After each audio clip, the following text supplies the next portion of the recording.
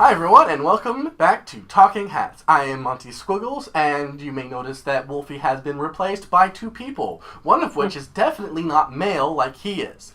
These are our friends, Chuu, and her husband, Andrew. And we are here because I want to do several segments that I have called Love and Marriage While Geeky. And I can assure you, there are few couples more geeky than these two, and it is seriously hashtag relationship goals as far as I'm concerned. Hashtag she's married life. Yeah, hashtag she's married life. All Look the it up time. on Facebook. It's great. Yeah, she's always doing that. I love seeing their exploits on Facebook. It always makes me smile when I see one of the things. They both post them in there, and it's great. It's really her, and it's really... You occasionally put things up, but yeah, it's mostly Chuu who's putting them up. I talk some good smack about my husband. Yeah, it's my hashtag she's married life. It is adorable and great, and I hope she never stops. Yeah. Never will. So, I wanted to start with, what was your defining geek moment? I mean, you were probably always geeks, even if you didn't realize what it was at the time. But when was being a geek solidified for you as an individual? Jurassic Park. When I was a little kid, every kid likes dinosaurs, but it was in second grade for me when I'm dating myself. When Jurassic Park came out, it was my first non-Disney movie that I got to see in the theaters. My mom actually sat me down and had a talk beforehand, like, this isn't a cartoon, like, no one's gonna sing, and people might die. And I was like, that's cool, yeah, no, dinosaurs, man, like, oh yeah. And, 8 months later, I had read that entire Jurassic Park book, which was huge for a second grader. That book is, I have not read that book, but I've seen it. It is not a... Yeah, it's not a light book. No, it was a big book, and I won't pretend I understood all of it. There were a lot of innuendos and themes that kind of went over my head as a second grader. But I went through that entire freaking book because I really like dinosaurs. I love Jurassic Park, and that's the first thing I probably really geeked out on. Of course, now that's something else I now know because you never told me this. We have that in common as well. When I was a kid. The only reason I'm not big on dinosaurs now is because I discovered dragons in late middle school, and they just eclipsed all of them. But no, I had books on dragons. Not dragons, see what I mean? I had books on dinosaurs. I could say the names, I could tell you about them, everything, as an 8-year-old. So, bronies and dinosaur lovers. Oh, yeah. Bro huff. But, okay, so what about you? Legend of Zelda Link to the Past. That changed everything. I have a few friends where that changed everything. I don't know what it was. I remember this very specifically. When I was growing up, I had a next door neighbor who had an Intellivision. It was way out of date by the time you were worried about dating yourself. He's talking about Intellivision. This was old news back when I was younger. But it started out with a neighbor getting into that, and then he got a Genesis. And then we started going over there and playing with the Genesis. And I remember one time, I think it was probably Christmas of 92 or Christmas of 93. I think 92. And I remember me and my dad are at a mall back home. And and there's a KB Toys. And we went in there and we saw that there was a Super Mario World, Mario Paint combo, bundle that was just actually a Nintendo bundle, not even like a special. I don't know if they even did that back then, where they actually retailers forced those bullshit bundles on you. No, they really hadn't done that until at least then the late 90s. It was an official Nintendo thing, and it was normal price, I think. I don't know. I was in second grade. I don't know, but I remember going in there, and my dad was kind of pondering getting one.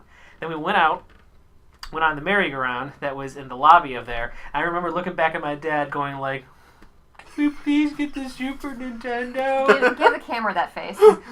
How can you say no to that? And that was it. It was Mario and Mario Paint. But my dad, one of his best friends, really was into Zelda.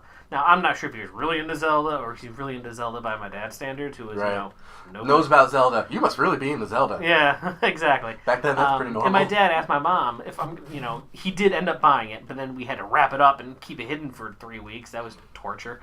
But my dad asked my mom, apparently, for Zelda. I had no interest in this. You're like, whatever, I got Mario's. Yeah. Christmas Day happens. We open it all up, and there's Mario World. I'm playing that. I'm fine. Okay, I can go back to playing outside or whatever. Same thing for Mario Paint. I played the demo songs. That's all I really needed. But then one day, I popped in Zelda. And let me see what this is. God, that mind blown meme, it right? just changed everything. I'm like, oh, this is what people were talking about. Like, this makes me not want to ever go outside again. And that kind of started it to, I mean, it's, you can't even tell. Actually, my wedding ring is a Triforce, and this is actually my cheaper wedding ring, too. Yeah, we got a really swanky one off of Etsy that has the Triforce the crest dimension. of Hyrule on it. Oh, Yes. wow. And it has, little diamonds in the middle of the Triforce. It You costs bring as that much out as like mine you set. bring out the fine china. It's not an everyday thing. It's No, special well, events. it actually has corners on it. Like, all the Triforce corners get caught in your pocket when you put your hand It's in there. dimensional, so we don't want to... It's actually going to cause a problem eventually. But yeah, I went that far that when she picked out my wedding band, it was Zelda themed. Not only that, but what else? She made you something very specific. Oh my God, I need to... Early, like before you were married, it was earlier, not too early in your relationship. It was pretty It's early. pretty early. I think you'd already moved in at that point, or were you still moving out? You hadn't. It was like maybe like 3 weeks into the relationship. 3 weeks in the relationship. Because I met him. And this is before you're like, he's the one. You did this is before. This is just because I'm amazing. Yeah, I'm gonna get you. You're gonna have to put this picture up on. Yeah, you'll have to I'm send it to us. I will Yes. see if Wolfie can put it in. Yeah. I'm proud of it still. Yeah. But when we first started dating, I had just graduated ultrasound school in the ultrasound job market in this central North Carolina. It's not so hot, so I initially went working in a quilt store because I was not proud and I was hungry and I will work anything to make money. And so I started working in a quilt store, which was really great, and I got to learn about quilting, and we had just begun dating, and I said, oh yeah, until I can find my big girl job, I'm going to work in a quilt store. And, like every dude, he was like, oh, I sure would like to have a quilt, but because he loves Zelda, he was like, oh, I sure would love to have a Zelda quilt. I figured it would I be love like the Andrew impression. I figured if I was doing this, she was going to give me like, a baby blanket size quilt. That's what normal people would do. No, I was like, I will see you your little Zelda quilt. You wouldn't have married her if she was normal people. No. But I was like, I'll see your little tiny Zelda quilt, and I'll make you a king-size Zelda quilt. Literally. And it was huge. It is a king-size quilt. I made it out of the little sprites, so...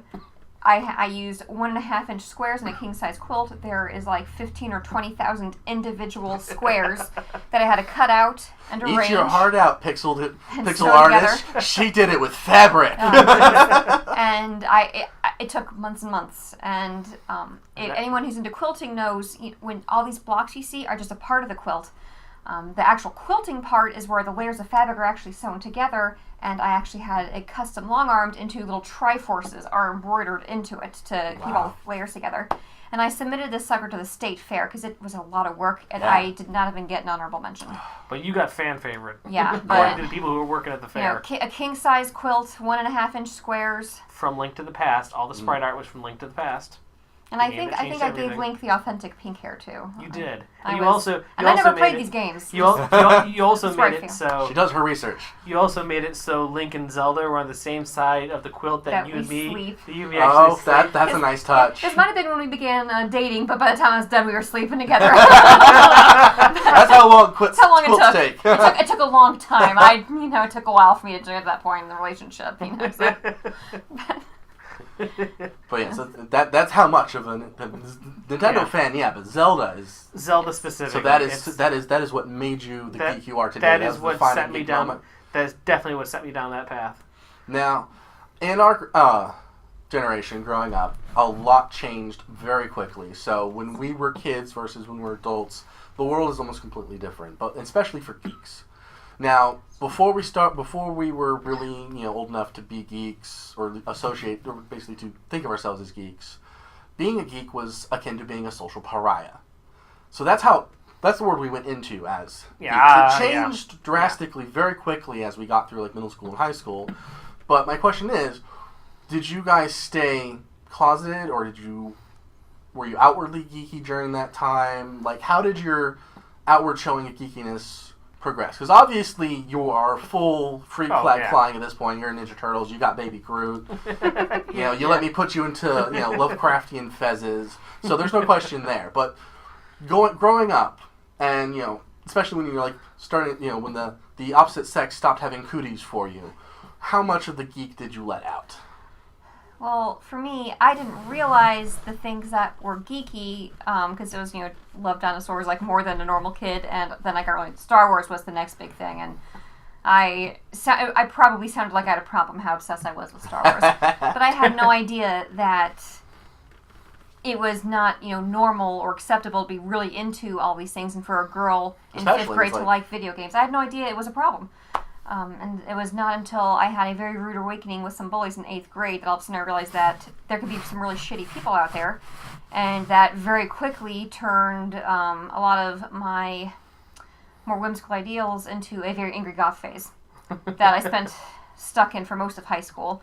So I wouldn't say I hid my geekiness as much as it kind of got shoved underneath this layer of anger and rage and bitterness that... So you started out full freak, pushed back in, and eventually came out again. Just because I didn't understand what was wrong, and that made me very angry. And then so I let the anger take over, and I still let the anger take over when I'm driving. Don't we all? Yeah. So what about you? So, I was just primarily video games for the longest time, which, looking back, I guess I was kind of an oddball because most of the kids didn't really get into gaming until PS2 era, something like that. Yeah, PlayStation and PlayStation 2 was kind of a landmark video game for our generation. It really brought, the PlayStation 1 brought video games mainstream. I have several game libraries, but my PS1 library of all of them is at least twice the size of every other one that I have. Going up through like elementary school and middle school, so you're talking like the 90s. Video games were there. People knew they existed, but I was very clearly that's what I did. When I went home, I went to play video games, and most people knew that. Because of that, I didn't have all that many friends going through middle school because they all want to go out and hang hats because that actually happened, by the way. Oh God. Yeah. Okay, it's a good thing I don't know these individuals. I have to hang them. Yeah, and then they throw up on our front porch when I, oh God, stop playing Duke Nukem, and they throw a cat with a. Duke Nukem. That's the sick thing, right? Yeah, that's the sick thing. Yeah, right? Duke Nukem's the sick thing. Duke Nukem 3D for N64 because PC game that had not happened until 2013. 2003 was when that happened. But I remember in high school, one of the most very obviously geeky things I did was me and my friends for 9th and 10th grade. So we're talking 99, 2000. We played Magic the Gathering. Very out in the open in the lunch cafeteria. No one really knew about trading card games yet, and definitely the administration because they kept trying to think that we were gambling. Like that's at least a reasonable assumption for because Magic was the first CCG. Everything came after it. So I think stuff might have existed before it, but no one really knew. So until then, if kids had cards out, what else would they be doing? Yeah. Exactly, and then that's probably what they thought. There's no dice, there's no money involved, but there are cards with fantasy art on them, but I guess that doesn't matter. They're not looking close enough. They kept trying to stop us, but I think eventually a computer science teacher explained, no, this is a trading card game, there's no money involved, just pride. Just pride. That's a good way to put it. Status. Just status. In I guess, our three people. And I remember very distinctly this one friend of mine didn't understand probability or anything. So he actually would make a deck that was like, with Magic, I think it's a minimum of 60 cards. Minimum. Mm-hmm. Now, ideally, for probability's sake, you want to have the minimum number of cards. Mm-hmm. You have the largest chance of actually drawing one of the cards that you want. And you got to balance your right, so you have the proper mana to your mana card. The meta for Magic is insane. 400 cards tall, easily. 400 card tall deck. It's ridiculous. You take his long box out, draw from there. Yeah. He really just drew from his long box. Yeah, that was it. I don't really... That was probably that definitely never got me laid, I'll tell you that. That did not happen. And it wasn't until, that was probably the most obvious nerdy thing I've ever done was playing. So until you that. really came out to your adulthood, you weren't really hiding, but you were just kind of. I was there. I didn't realize that there was going to be this separation between like geeks and muggles. Yeah. I didn't realize really that was a thing yet. That wasn't until the age of the internet really, when I found out that there are a lot of people that don't like me. Whoa, no. It's like okay. Yeah. Yeah, because I'm a girl, so I found out a lot faster. Yeah. Yeah. So you mentioned, never got you laid. Yeah. So while you guys were going into, your puberty and getting horny and looking at the other sex, going, how much did you ever look for a geeky other? Did you try and find them without letting them know you were geeks? How did you? How did you walk that line with your love life or your attempt at love life as a geek? Absolutely never did that.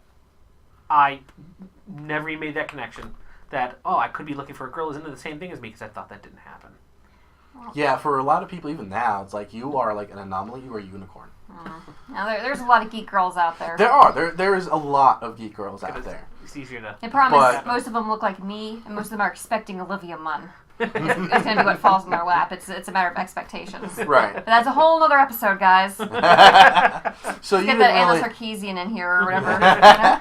So you didn't try to find anything because you just didn't think so. You just... Yeah, I didn't. It's like you didn't hide your geekiness, but you weren't actively seeking a geek. I wasn't. And in hindsight, I got you in the end. Right. So It worked out. It all worked out. It could have been... I probably could have had better relationships going on if I was actually looking for, the geeks. But we're in the early 2000s. I don't really know how... even now, I don't know how I would have found that. Because there wasn't, These days... Web 2.0 didn't happen yet. It's a little easier these days, but even then. Yeah. If you're not an extroverted individual, it can be difficult. Yep. So, it was just... girls were in high school, and I still don't know if any girl I went to high school with that I would, even now, would classify as geeky.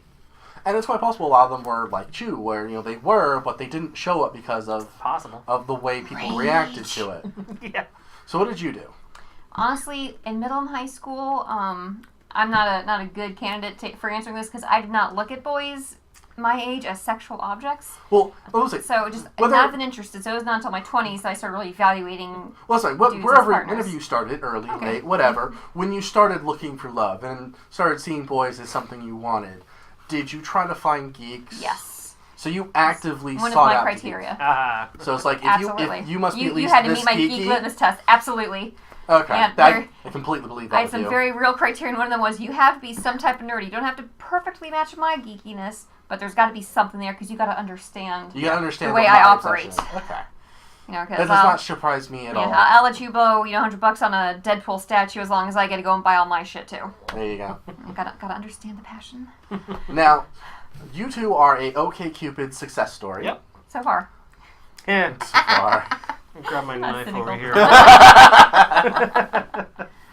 So, I actually read your OkCupid.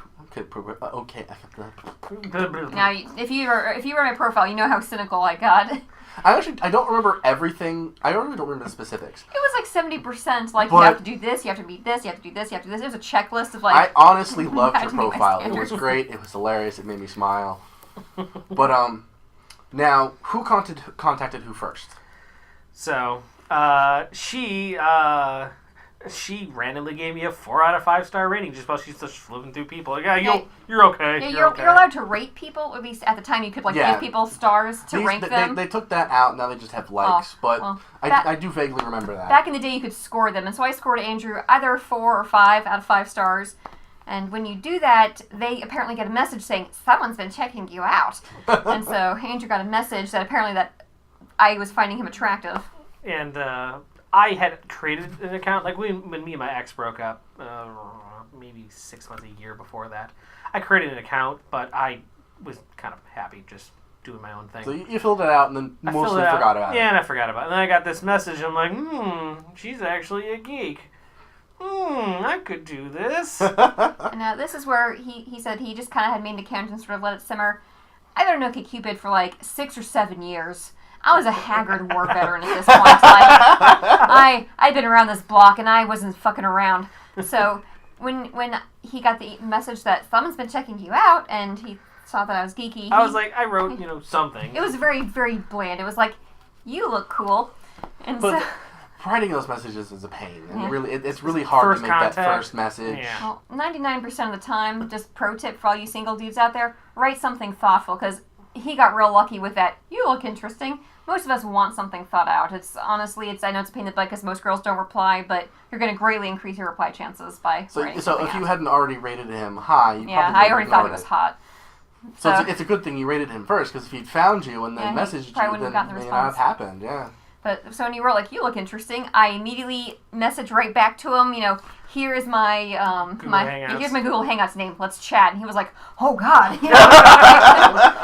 Guess we're doing this, all right. And we She don't mess around. and one conversation.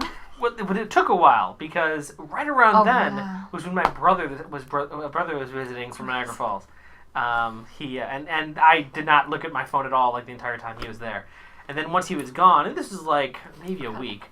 Once he was gone, I remember like, oh yeah, that one girl messaged me back. I guess I'll do this. Boop, boop, boop, boop, boop, boop. That's wow, right, he led you on. Yeah, when he I mean, but again, because I was so like tired of bullshit at this point, I was like, whatever. But then when he finally messaged me months later, at first I was like, who the fuck is this? I was like, hey, it's Andrew.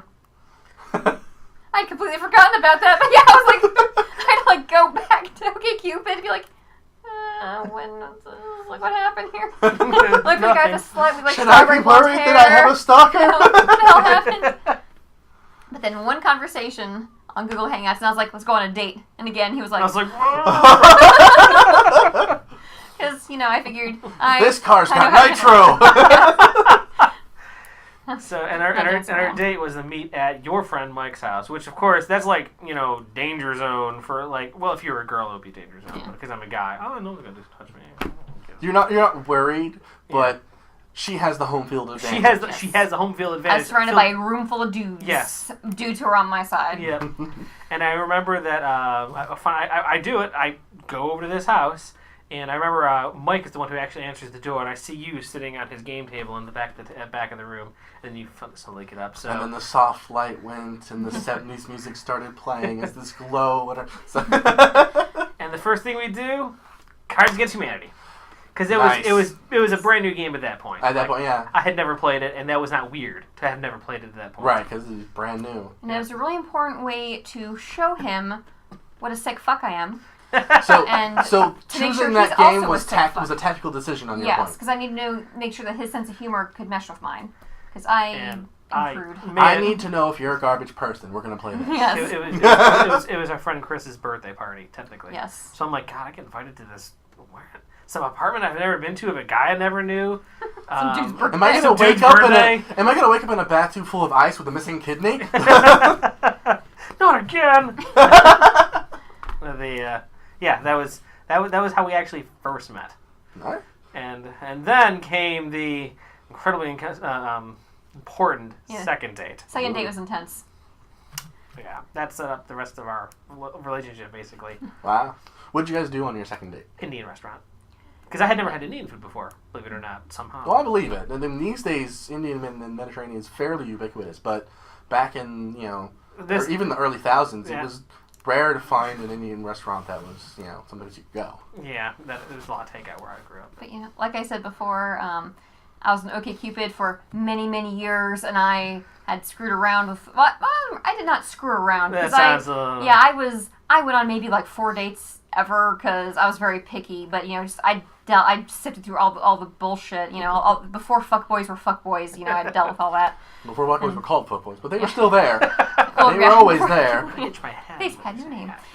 But, you get used to it. So, I knew exactly what I wanted, and so on our second date, we were sitting at this table waiting for our food to come, and I was like, okay, this is my timeline, I'm not going to poke a hole in a condom, but eventually, my plan is I want to get married, and I want to have kids, and, I'm a woman of a certain age, because I was 27, I think, right when we first started dating, and so, I'm of an age, and, by the time you get married, by the time you buy a house, now that's going to be in my early 30s, and I don't want to have little, Down syndrome risks for my children, so I have to do this. So, this is my timeline, and I had a real timeline of, I had a date. Oh yeah, she plans things out. Yeah, I'm a planner. I wanted to date for 2 years, no more, no less.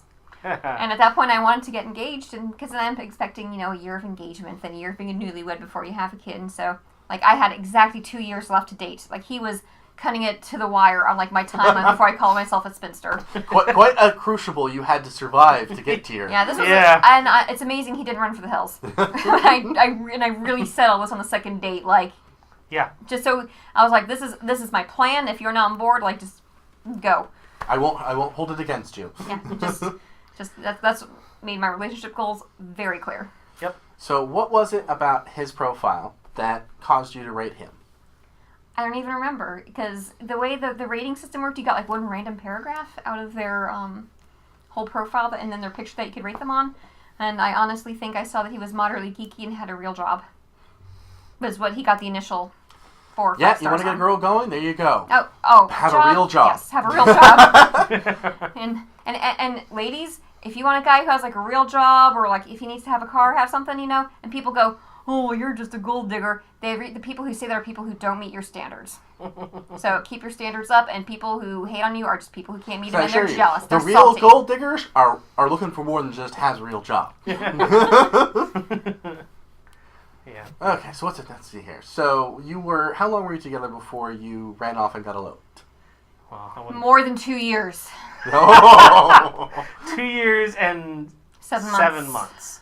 Because what happened was it was like He didn't understand. the day after that 2-year anniversary, shit got real. Wow. Now, I'm going to... She was marking the calendar as she went. Was. Again, I had made it very clear on date 2, and it wasn't like I mentioned that and then like let it be for 2 years.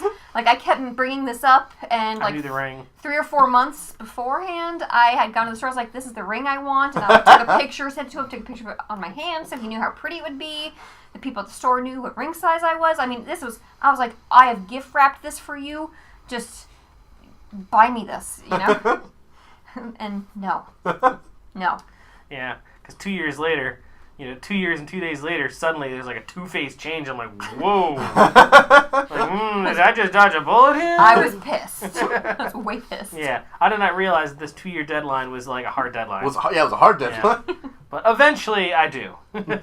And because and I think we ended up just doing a courthouse wedding a month later. Did everything out of order, which, by the way, I think is perfectly you guys. So don't ever feel bad for that. I think it was like, the day of you told your mom you need to come down to the courthouse, we're getting married? Nah, we gave him a little more warning. Yeah, but we gave him some warning. A couple days? it was not much. I was like, this is going to be cheaper. Just do it then. So it's like, you did that, then you went on your honeymoon. Well, that's how that's supposed to go. You're supposed to get married and then honeymoon.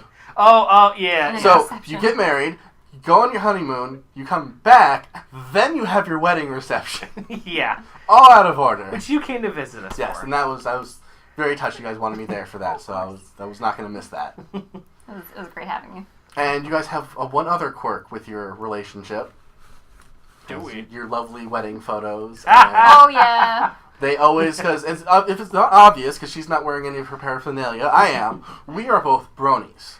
Or Pegasister, yeah, if you rather go by it. It's kind of a contest. Some girls like Pegasister, some girls just want to be called bronies. It varies. I'm special. I'm very feminine. I like pink. I meet every stereotype I want. And that's how we met. We met at my first Dragon Con. I met her. She was Fluttershy. Fluttershy is best pony. Yes, I actually saw her in the hall, took her picture, and we went our separate ways. And I was thinking about it. It wasn't until later that I realized she was the same person after we met at at the Brony meetup. At the Brony meetup that poor Cherry Bomb didn't quite go out as the way she thought, I think. Bless her.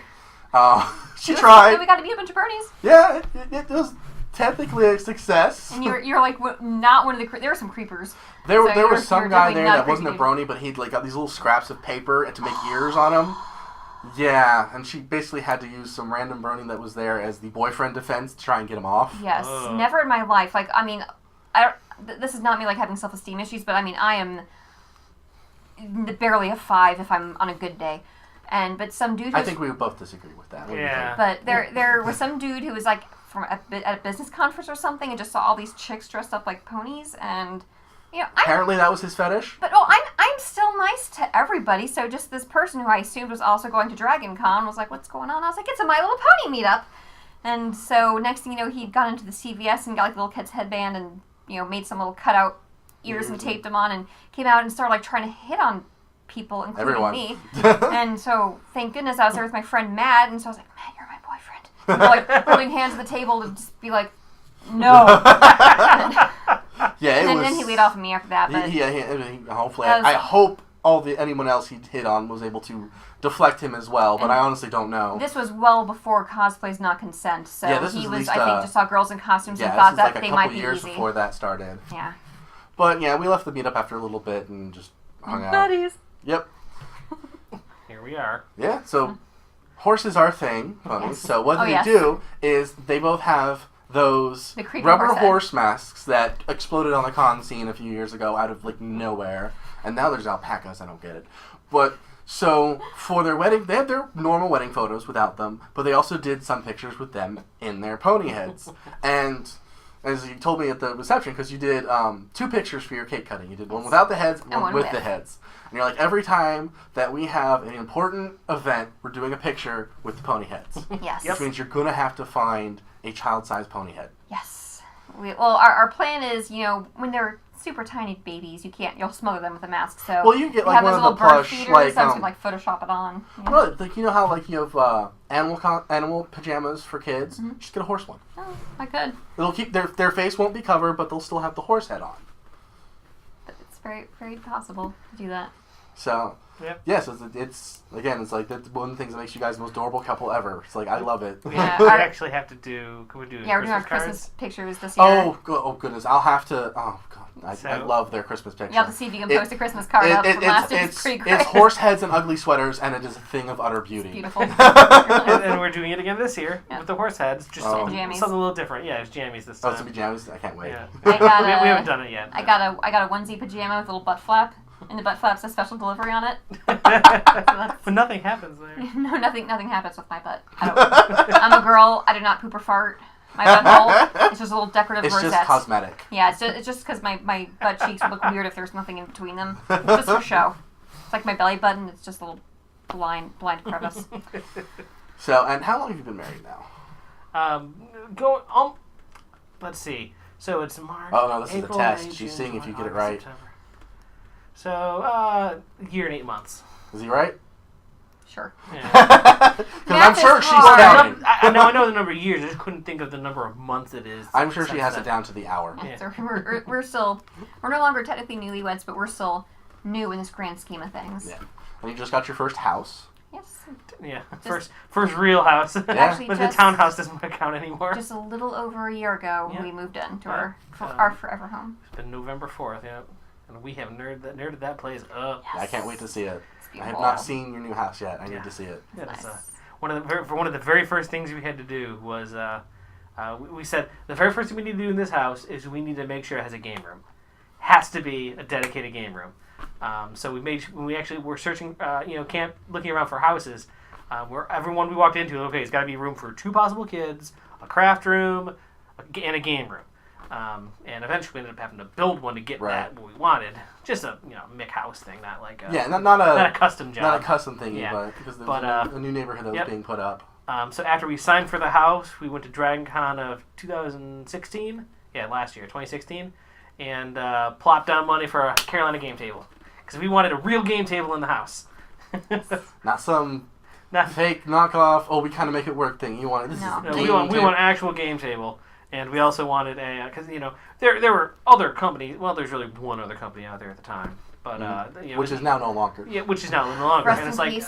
No, it doesn't have to rest in peace. No, they're actually pretty cool. They were good people. Yeah. Well, that's good. They're overpriced, but because the way they do the tables there, it's like a couple people are actually putting it together by hand over and over again.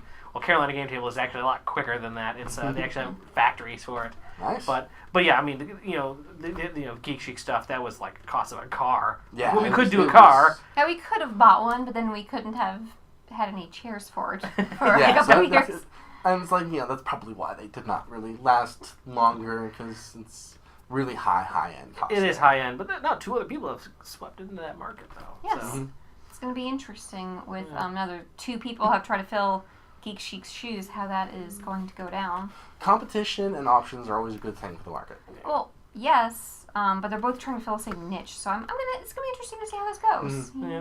Yeah. Carolina Game Tables, was able to coexist very nicely with Geek Chic because while they're both game tables, they're not really trying to hit the same market. Yeah, they have a very different aesthetic to the way their tables work. They do. But then we also, after the table though, we then build the room around it as well. So we had to get we got the Gothic bookshelves. We painted the room. We got a chandelier for it. Oh, wow. We still need to get the ceiling beams, and I'm going to be putting speakers in the ceiling beams, Nice. so you have the ambient music, have a receiver in the closet, and all that. But it's coming together. Let's try to make a very ambient game room. We're going for the drapes as well too. But that was mandatory. That was the first room we put any money into in that house before we even did the formal dining room. We know where your priorities are. Oh, yeah. Yeah. We still have room that's completely empty, just like there's like a liquor box in it, and that's all there is in that room. It's a big house in the front room. It's like, one day, this will be a Harry Potter sitting room. One day. But for now, it's just the room that has the liquor cabinet in it. liquor chest. It's an old toy box. Yeah, my old toy box now holds liquor. Yeah. That's proper way. Priorities again. Her grandpa made it, so we really wanted to keep it around. Yeah. Once your mother dug it out of the pig room. Yeah, guinea pig room. Guinea pig room, yeah. not actual Clarify pigs. for the audience out there. You're in North Carolina. This actually is a distinction to be made. Now, before we go, I want you to tell the story, because I love the stories, the moment that you knew he was the one. Good Kate. So, Dragon Con story, of course. yeah, it's Dragon Con, because everything good happens at Dragon Con. When we were first dating, this was the first year, we started dating kind of late May, early June was when we had first met and started talking and seeing each other. So that fall, he had never been to Dragon Con, and so I convinced him to come with me. And I thought it'd be really great if we did a little couples costume together. And at this time, Monsters University had just come out. And you guys know how Pixar movies have these little shorts at the beginning of them. The short associated with Monsters University is The Blue Umbrella, which is the story of this little blue umbrella who sees this beautiful red umbrella in the rain of like this crowded, New York-style city street in the rain. And he wants to go to this red umbrella, and the people carrying the umbrellas get separated. And so the blue umbrella gets gusted by the wind and tries to roll to find the red umbrella, etc. And it's, you have a moment where you think it's sad, but Ellen's happy. It's a love story for umbrellas. It's wonderful. I love it. It's like Paperman. It's like, at the end you're so happy. But I wanted us to actually be the people with the umbrellas. And the most distinctive things about the two people, you don't really see anyone's faces because the umbrellas are really the characters of this. They're just people with a red and blue umbrella and kind of beige nondescript trench coats. But their boots actually matched their umbrellas. And it's very easy to find red and blue colored umbrellas because you can find umbrellas in any color. But finding rain boots of these colors was a little bit of a challenge. Now, for me as the lady with the red umbrella, it was easy to find red boots because ladies' rain boots come in lots of colors. But for men, rain boots come in black, black, and black. And so I spent a couple months trying to pour over these boots. And I found, something on Pinterest. Pinterest was a lying asshole, but Pinterest said that you could spray paint boots and color them any color you want, then you seal them, and it's like you have any color boot you could imagine. And so, 3 or 4 days before Dragon Con. Really waiting until the last minute. Man. Yeah. It's not cosplay if you're not waiting until the last minute. And now everything else I had prepared, just for some reason, I was just like, I'll just spray paint these when the weather's nice, and it, took me a month to do it. So right before con, I take these boots out, these rubber boots I got from Walmart for $10, and I start spray painting them the perfect shade of blue, and I start to realize that they're not drying. And it turns out that all these cute little Pinterest lies are specifically for vinyl rain boots, which don't exist for men. Only women and kids' rain boots come in vinyl. All men's boots are like this hard, rubber. That's manly. Apparently, they don't know the difference between rubber and vinyl. And no one ever specified this anywhere. But it turns out that the solvents in spray paint will actually react with the rubber, and it never actually dries. So it was always tacky, and you get the blue paint on your hands. They were not usable. It was terrible. And so this was right before Dragon Con, and I just ruined this costume that I had been planning and I was so excited for, and I was just miserable and crying. So I called up Andrew, and I was like, these costumes are not going to work. It's, all this excitement I've been looking forward to. I don't even want to go to Dragon Con now because when I'm upset, it's... The world over. Yeah, the world's over. Very dramatic. But then while I was sitting on the phone with him, feeling miserable, somehow I happened to get to this website that sold men's industrial boots. And apparently, even though anywhere else on Earth, all men's boots come in black, there are very specific circumstances, like for deep sea and crab fishermen and chicken. Yes, and poultry workers, because I guess they get stuck in chicken poop. They actually have really brightly colored boots, and I found the industrial boot website that had boots in every bright color of the rainbow, including blue. And this was 2 days before Dragon Con at this point. And I'm on the phone with Andrew, and I just see these perfect boots that we're leaving in 2 days. It's too late. And I was like, oh my God, this was wrong. It's because it's too late now. But if only I had known. It's such a cruel tease. And Andrew was like, I can get those overnighted to the Atlanta office of my company.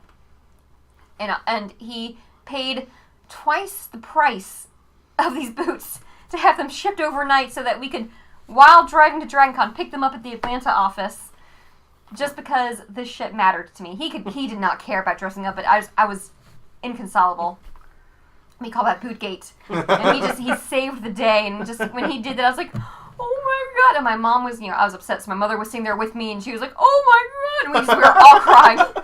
And that was when I knew, like, just a few months into the relationship, that this one was special, and he was. That's probably why you get those 2 days. Yeah. At the end there, it's like, okay, just remember the boots. Do not forget the boots. Okay, so that is the story of you guys as geeks and geeks in love and marriage. Now, do you have any last minute words for any potential geeky lovebirds out there that you want to give to the internet? Really, I've kind of said it before, but truly, lady geeks do not compromise.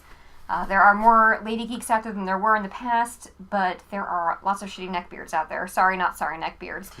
And so if a guy does not meet your standards, and if he does not treat you right, and if you don't think he's as good as you are, don't waste your time, because you are worth every little bit that you are. Andrew?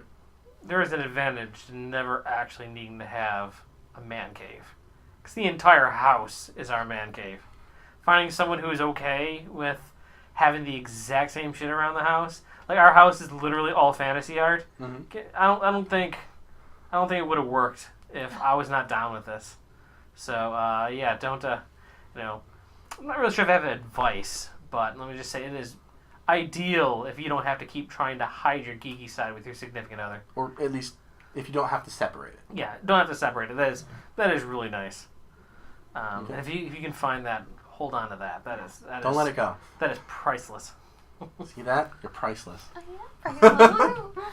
So that is our show for this. This will be a semi-regular feature. We'll get other geeks that are either married or dating. We have a few that we know of that we'll also get on this show. You may also see these two occasionally on any other things we do, since they are regular friends. We are 500 miles away. So Yeah, but the internet. the internet. Yes, they were up here for PAX Unplugged. It was the first PAX Unplugged for Philly, so yep. I want to take that. I was not going to lose this opportunity to have them on camera for you guys. So that's It's our show. cold up here. Who knows when we'll ever come back? Come during the summer. It's not cold during the summer. It probably is for me. After North Carolina summer. So we'll see you later. I am Monty Squiggs, and this was Chuu and Andrew. Say bye. Bye.